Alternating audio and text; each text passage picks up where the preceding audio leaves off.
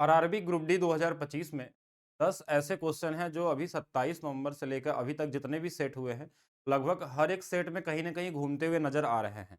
कुछ question profit loss का जो फिक्स है कि आ ही रहा है, लगभग हर सेट में कहीं न कहीं मिल जा रहा है आपको मॉर्निंग, इवनिंग या कहीं पे भी एक सेट में आपको दिख जा रहा है। कुछ क्वेश्चन ऐसे अलजेब्रा के हैं जो बार-बार आपको दिख रहे हैं।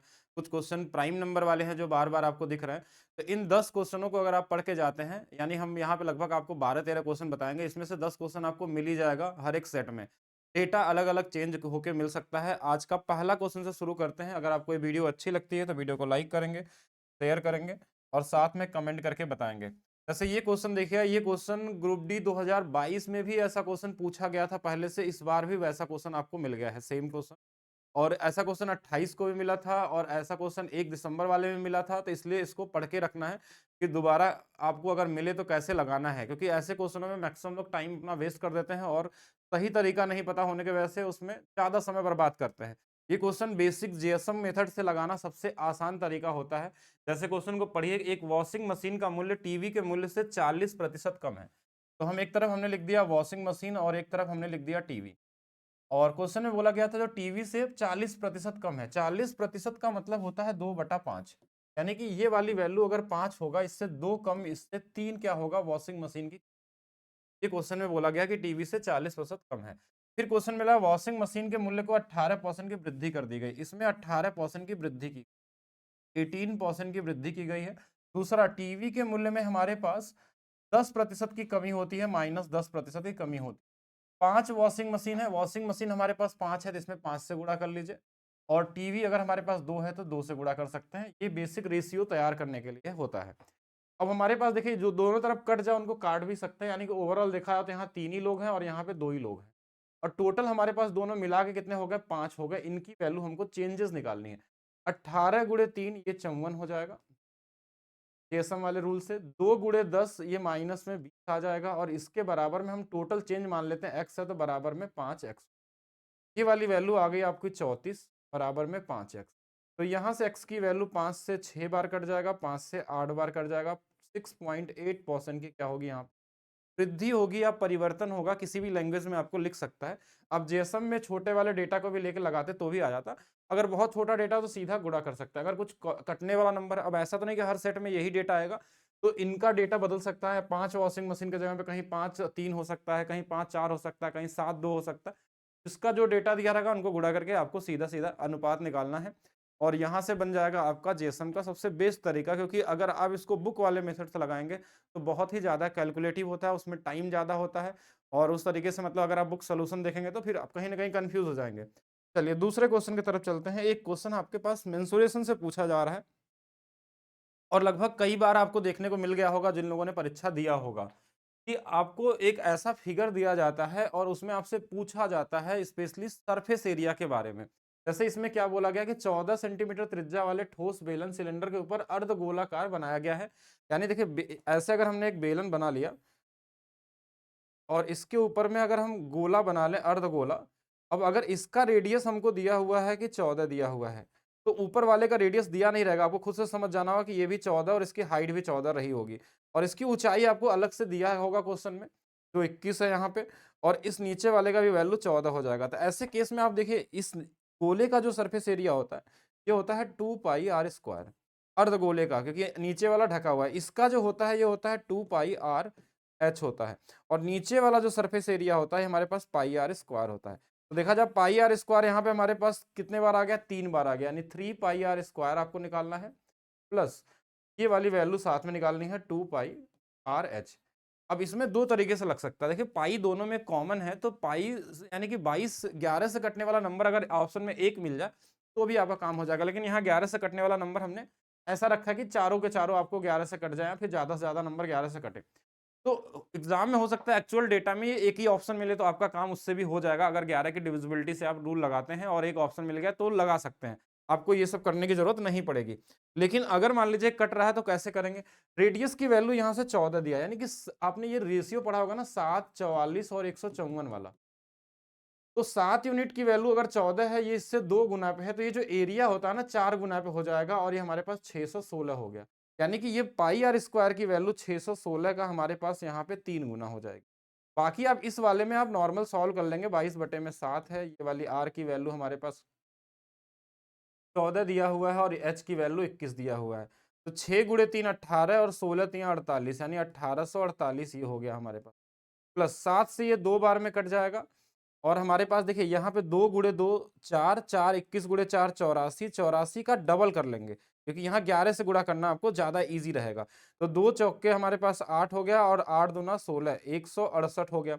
अब इस इधर 0 और इधर 0 लगा देना, जैसे ये वाला 8 जुड़ जाएगा, 8 और 6 14, 4 आ जाएगा, 6 और 1 कितना 7 आ जाएगा और 1 आ जाएगा। ये दोनों हमको जोड़ लेना 1700 और ये वाली वैल्यू जोड़ देनी है। और ये लगभग देखिए हमारे पास कितना, ये 18 तो नहीं आ रहा है, एक बार फिर से गुणा करके देख लेते हैं हम लोग। सही तो किया था ना हमने?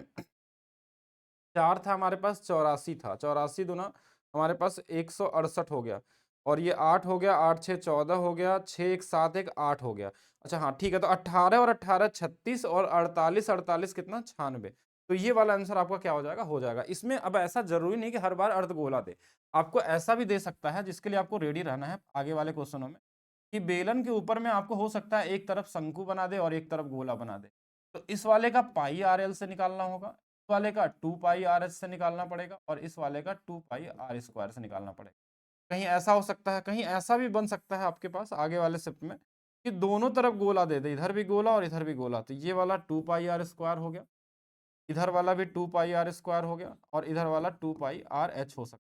तो कहीं शंकु या गोला बेलन के साथ किसी के साथ भी मिक्स करके आ सकता है, तो इनको ध्यान रखना है, ऐसे क्वेश्चनों को पढ़ के जाइएगा। अगर 11 से कटने वाला ऑप्शन एक मिले तो वो आपका आंसर हो जाएगा, नहीं मिले तो फार्मूला से भी आपको लगाने आना चाहिए। और भी नंबर इसमें चेक कर सकते हैं कि क्या कट सकता है, ऐसे जो कॉमन नंबर हो। जैसे यहाँ पे हमने देखा कि क्या 7 आ सकता है, देखिए 7 यहाँ भी था और 7 यहाँ भी था, तो 7 से कटने वाला नंबर भी ढूंढ सकते हैं ऑप्शन में अगर ऐसा मिलता है तो। चलिए नेक्स्ट क्वेश्चन, ये भी बड़ा इंपॉर्टेंट क्वेश्चन है, ये लगभग आपको 3 बार अभी तक देखा जा चुका है आपके ग्रुप डी के एग्जाम में।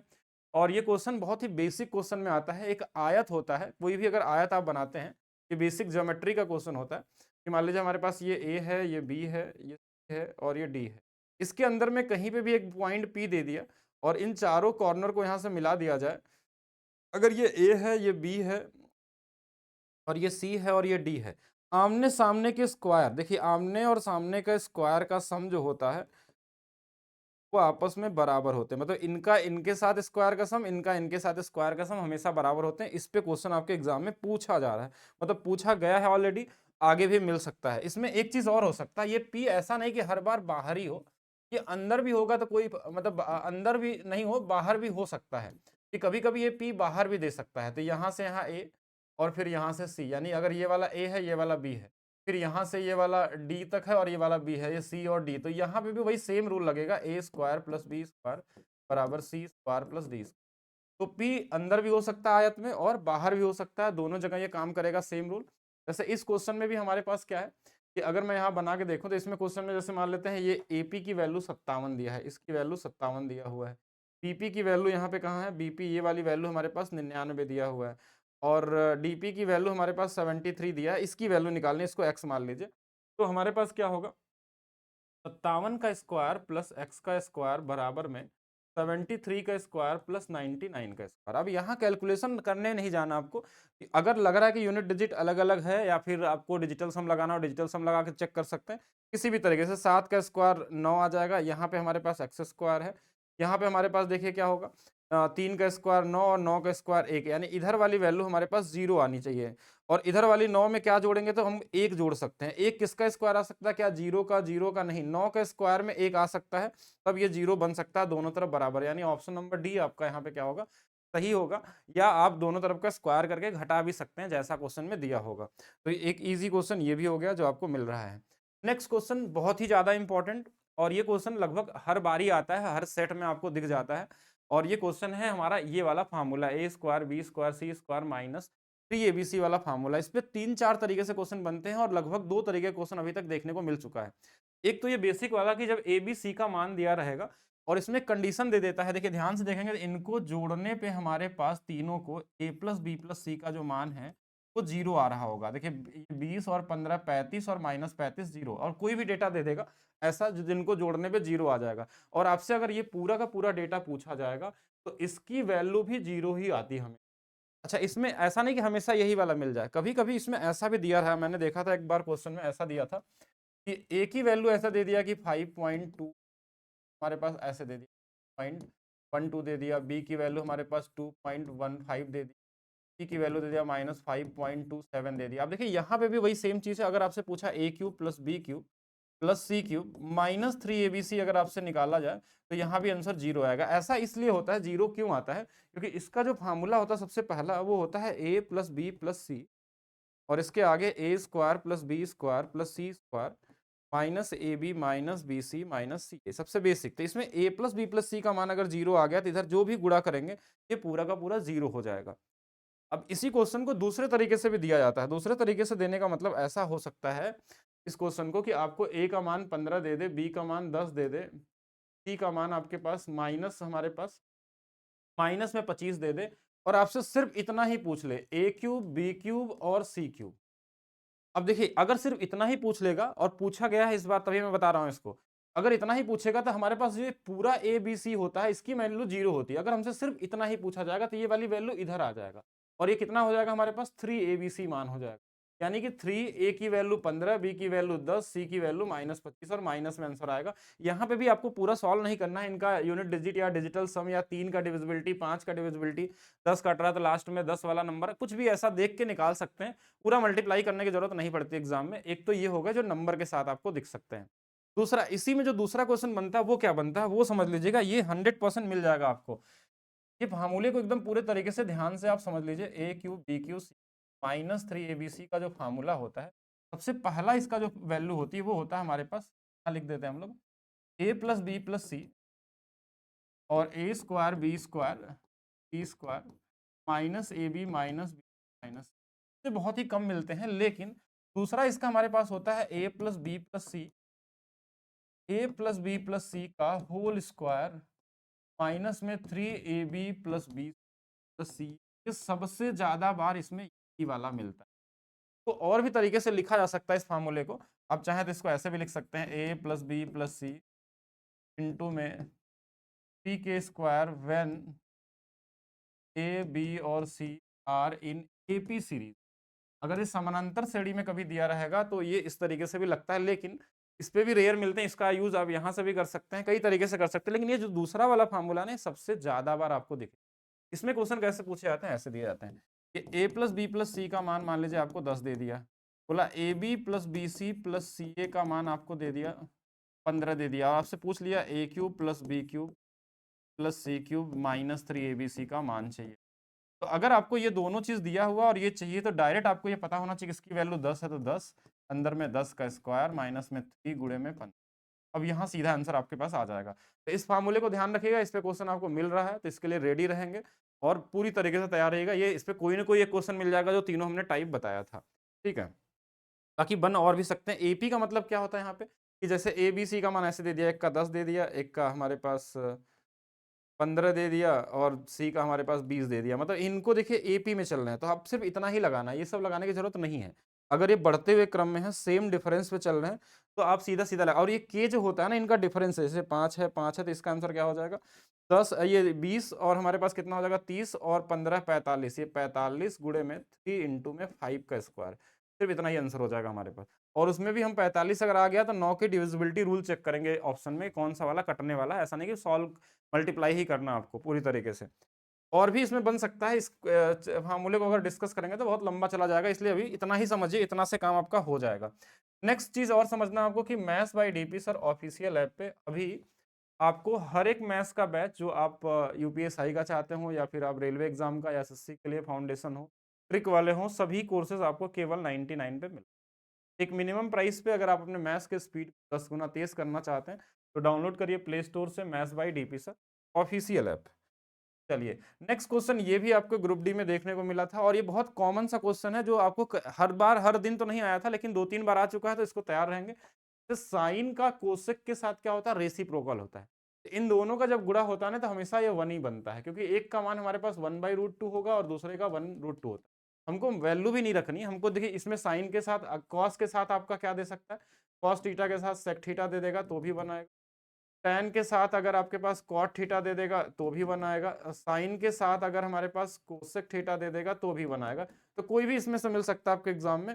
एंगल कुछ भी लिखा रहेगा फर्क नहीं पड़ेगा, दोनों जगह एंगल सेम होना चाहिए, जैसे यहाँ थीटा तो यहाँ भी थीटा, जो भी मान होगा। तो ये भी पढ़ के जाना है आपको। नेक्स्ट क्वेश्चन, इस वाले पैटर्न पे भी क्वेश्चन आपको देखने को मिल रहा है अलजेब्रा से। अब इसमें देखिए जब पहला दिन आया था ना तो उसमें नॉर्मल क्यूब वाला पूछा था, माइनस वाला, ठीक है। फिर एक दिन क्वेश्चन में क्या आ गया कि ये पावर ज्यादा रहेगा और छोटा में आना है, दूसरा वाला आ गया। और एक दिन क्वेश्चन में आपको मिला है पावर 4 तक जाने के लिए, यानी तीनों के तीनों मिल गए हैं। बाकी इससे और भी क्वेश्चन बनते हैं आपके एग्जाम में, तो इस टाइप के सभी क्वेश्चनों को पढ़ के रखना है आपको। जैसे मैं यहाँ एक छोटा सा एग्जाम्पल से बता देता हूँ। अगर सपोज करिए एक्स प्लस 1/x की वैल्यू अगर आपके पास 5 दिया है और आपको क्यूब पे जाना है, तो इसमें हमारे पास क्या होता है, के क्यूब माइनस में, मतलब 5 का क्यूब 125 माइनस में 5 गुणे 3 15, ये 110 आ जाएगा। वैसे तो आपको पता होना चाहिए कि 3 है तो 18 आएगा, 4 है तो 52, 5 का 110, 6 का 198, 7 का 322, 8 का हमारे पास जो भी नंबर मतलब दिखे आपको सीधा सीधा आपके माइंड में आ जाना चाहिए कि किसका 488 आएगा, किसका 702 आएगा, किसका 970 आएगा। और जैसा भी नंबर दे, ये प्लस वाले के लिए हो गया। और यही माइनस वाले में अगर आपसे पूछा जाए एक्स माइनस 1/x की वैल्यू कुछ दिया हो और माइनस में क्यूब जाए, तो ये सेम चीज हमारे पास क्या होती है, उल्टी चलेगी। जैसे 5 का क्यूब प्लस 3 इंटू 5 हो जाएगा, और प्लस होगा तो ये 140 बन जाएगा। 125 और 15 140, एक तो ये वाला हो गया। दूसरा मैंने बताया कि ये पावर ज्यादा देके कम पूछा जाता है। पावर ज्यादा देके कम का मतलब, जैसे अगर मान लीजिए दे दिया x square plus 1/x square की वैल्यू आपको 83, और आपसे पूछा जाए बताइए एक्स माइनस 1/x की वैल्यू क्या होगी, या आपसे पूछा जाए एक्स प्लस 1/x की वैल्यू क्या होगी, मतलब पावर ज्यादा है और कम पूछा जाए आपसे, तो ऐसे केस में आपको ध्यान रखना है कि अगर हमको माइनस सिंबल में जाना है, माइनस सिंबल में, तो इसमें -2 कर लेते हैं। -2 कर देंगे तो कितना हो जाएगा 81, और रूट लगा लेंगे तो कितना आ जाएगा 9। अगर प्लस सिंबल में जाना है इसमें +2 कर लेंगे तो कितना आ जाएगा 85, और रूट लगा देंगे तो रूट में ही रहेगा। ऐसा कोई भी नंबर हो सकता है, ये पावर 4 से भी हो सकता है। पावर 4 की बात करेगा, इसकी वैल्यू मान लीजिए 119 दे दिया और आपसे बोला जाए कि 1 तक आना है, मान लीजिए x माइनस 1/x में। तो पहले अगर हम प्लस में ही आए, यहाँ पे पावर को आधा कर दें, पावर को अगर आधा कर दें, तो हमने क्या बोला, अगर प्लस में आ रहे हैं तो +2 करिए, तो +2 करेंगे तो ये 121 आ जाएगा, और ये कितना आ जाएगा 11। लेकिन यहाँ से फिर माइनस जाना है, 2 से 1 क्या होता है, आधा है, तो माइनस जाना, तो इसमें 2 घटाएंगे, 2 घटाएंगे तो कितना आ जाएगा 9, और ये कितना आ जाएगा 3 आ। तो ऐसा भी हो सकता है। इसके अलावा हमने क्या बताया था आपको कि ये पावर 4 वाला भी आ रहा है आपके एग्जाम में। पावर 4 वाला भी बहुत कॉमन है, माइनस प्लस दोनों के लिए तैयार रहना। जैसे मान लीजिए x माइनस 1/x की वैल्यू 3 और आपको 4 पे जाना है पावर को। अगर पावर 4 पे जाना है तो पहले डायरेक्ट 4 पे नहीं जाते हैं, पहले हम यहाँ से स्क्वायर जाते हैं। अब लेकिन इसमें गलती नहीं करना है कि जब हम माइनस से स्क्वायर करते हैं तो 3 का स्क्वायर +2 होता है। अगर ये प्लस रहता है यहाँ पे तो ये -2 होता है, तो ये हमारे पास 11 आ गया। अब यहाँ से जब देखिए, अब देखिए ये दोनों प्लस प्लस हो गए, देखिए अब यहाँ से स्क्वायर जाएंगे तो 11 का स्क्वायर -2 हो जाएगा, यानी वही क्वेश्चन है जो अभी हमने किया था, उसका उल्टा है बस ये। ठीक है, तो ये दोनों चीज आपको आना चाहिए, पावर को डिक्रीज करना और इंक्रीज करना। इसके अलावा एक्स्ट्रा क्या आपको ध्यान रखना है जो आपको मिल सकता है, कि एक तो प्लस से माइनस में जाने वाला, मान लीजिए इसकी वैल्यू हमारे पास के दिया है और यहाँ से,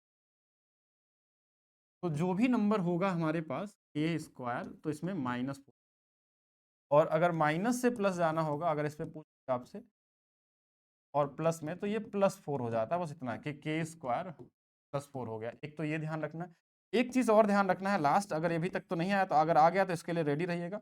अगर इसकी वैल्यू के दे दिया और आपको पावर 5 में जाना हो गया, 5 वाला अभी तक नहीं आया लेकिन मिल सकता है आपको, तो इसमें हमारे पास क्या होता है कि स्क्वायर भी निकालना होता है पहले, ध्यान से समझिएगा।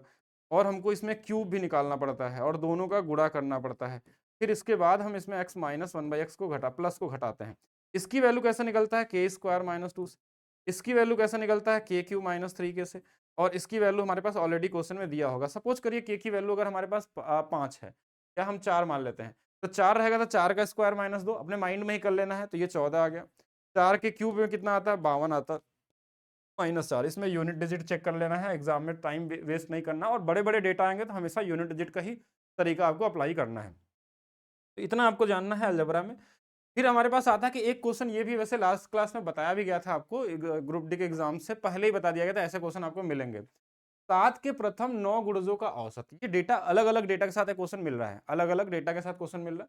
तो 7 के प्रथम 9 गुणजों का औसत क्या होगा, अगर इसको देखा जाए तो पहले हम इसमें दो तरीके से चेक कर सकते हैं। एक बोला 7 का गुणज निकालना है, तो 7 से कटने वाला ऑप्शन ढूंढ सकते हैं, ऑप्शन में अगर एक ऑप्शन है तो।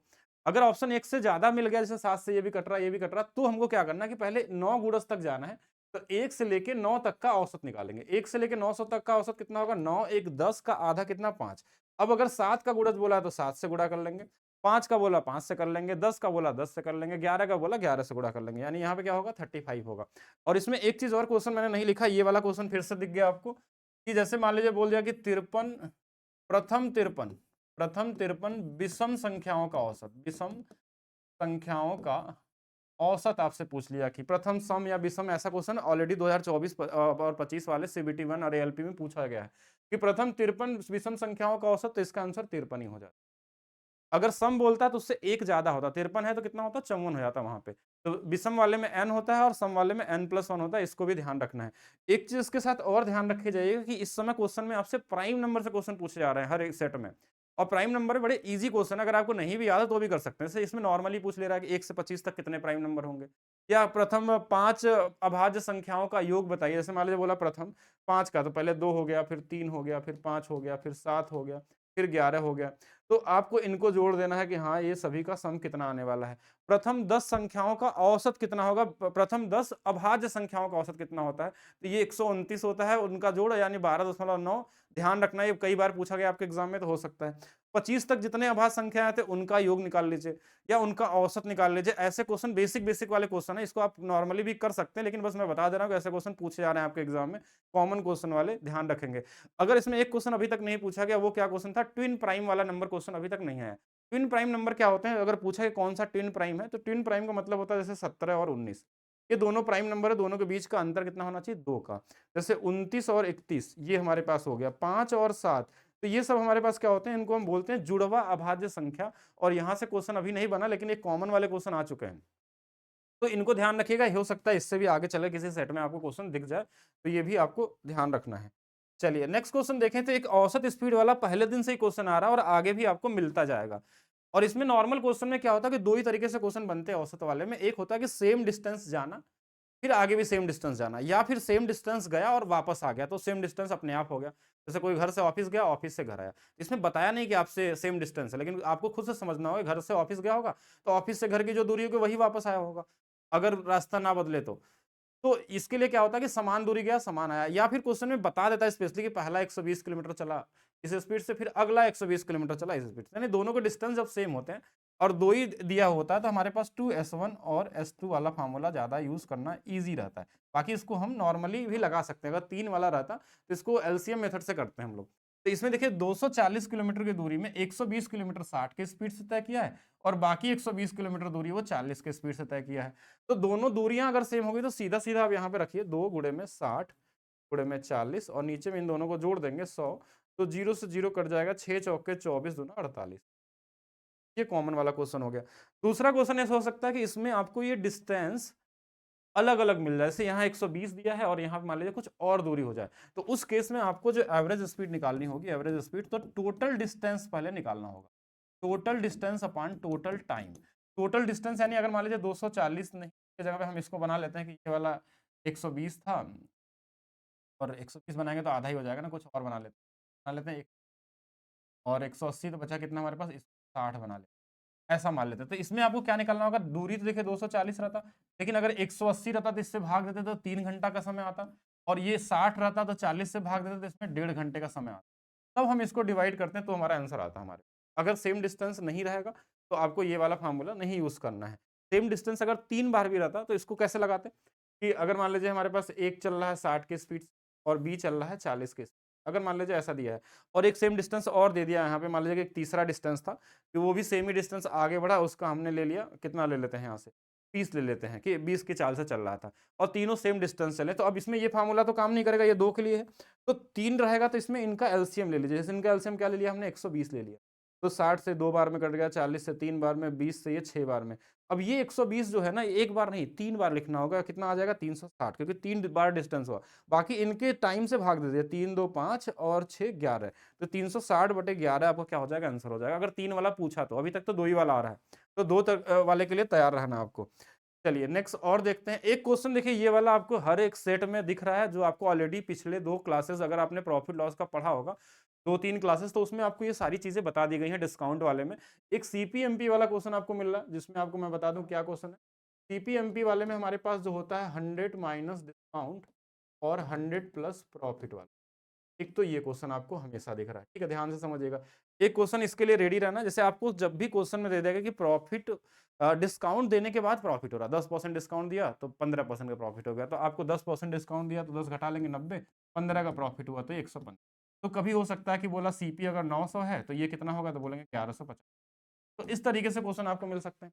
एक क्वेश्चन इसमें ऐसा मिलता है कि पहले हमने प्राइस को बढ़ा दिया 30%, कि किसी वस्तु के मूल्य को हमने 30% बढ़ा दिया, उसके बाद 10% छूट दी। तो उसमें ये मत लगाइए, देखिए बढ़ाना गया प्राइस, वो प्रॉफिट नहीं है, वो मार्कअप किया गया है, 30 बढ़ा दिया। ऐसे केस में क्या होता है कि अगर 30% बढ़ा दिया तो प्लस 30 और छूट दे दिया 10 का तो 10, इसमें सक्सेसिव लगा लेते हैं, 30 गुणे माइनस 10 बटे में, तो इससे निकालते हैं अगर बढ़ाया गया। तो वो वाला क्वेश्चन भी आपको मिल रहा है, क्योंकि वो ईजी है इसलिए यहाँ नहीं लिए हम लोग, ठीक है, तो वो क्वेश्चन के लिए भी तैयार रहेंगे। एक क्वेश्चन और प्रॉफिट लॉस में ये वाला आपको लास्ट क्लास में बताया गया था कि प्रॉफिट 12 गुना हो गया जब सेलिंग प्राइस को 3 गुना कर दिया गया।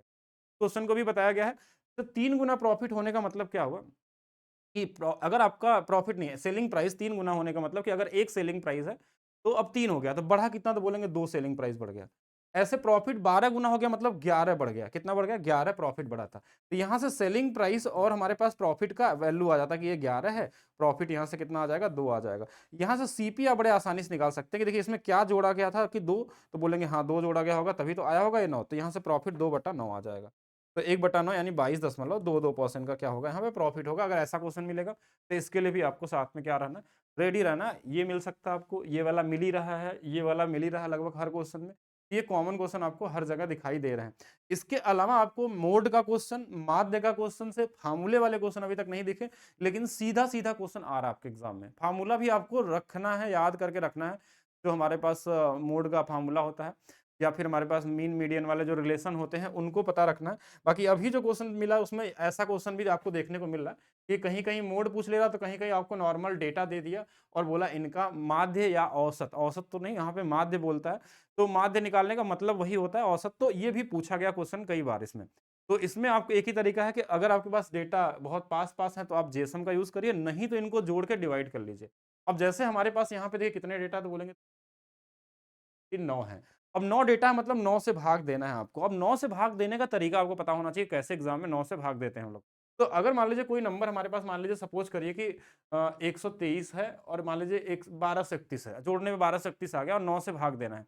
तो 9 से भाग देने के लिए हम ऐसा नहीं कि 9 से टेबल पढ़ते हैं। हम पहला नंबर लिख दिया कि 1, इसको अगले वाले में जोड़ दिया तो कितना हो गया 3, 3 को अगले वाले में जोड़ दिया तो कितना आ जाएगा, तो बोलेंगे 3 को अगले वाले में जोड़ेंगे तो हमारे पास 6 आ जाएगा, 6 में 1 को जोड़ेंगे तो कितना आ जाएगा, 7 आ जाएगा। और एक चीज़ ध्यान से सभी लोग ध्यान रखिएगा, कभी भी, अब ये इसका आंसर क्या आएगा, 136.777 आएगा। अब एक चीज़ और ध्यान रखना है, कि कभी भी किसी भी संख्या को 9 से भाग देंगे तो या तो वो कट जाएगा तो ठीक है, और कट जाएगा तो कैसे पता चलेगा, इनको जोड़ते ही पता चल जाएगा आपको। अगर रिमाइंडर 0 आ रहा है तो डिजिटल सम जोड़ के, और नहीं कटता है तो हमेशा नंबर रिकरिंग नंबर में आता है। रिकरिंग नंबर मतलब वो 0.55 भी हो सकता है, 0.333 हो सकता है, 0.77 हो सकता है। तो ऐसा ऑप्शन अगर आपको दिख जाए कि लास्ट में 0.77 चल रहा है और 9 से भाग देना है, तो सीधा सीधा आंसर निकल जाएगा। यानी इसका जो भी आंसर आएगा वो रिकरिंग नंबर में जरूर होगा, अगर वो 9 से कटने वाला नंबर नहीं है। बाकी 9 से कटने वाला होगा तो भी आप देख सकते हैं।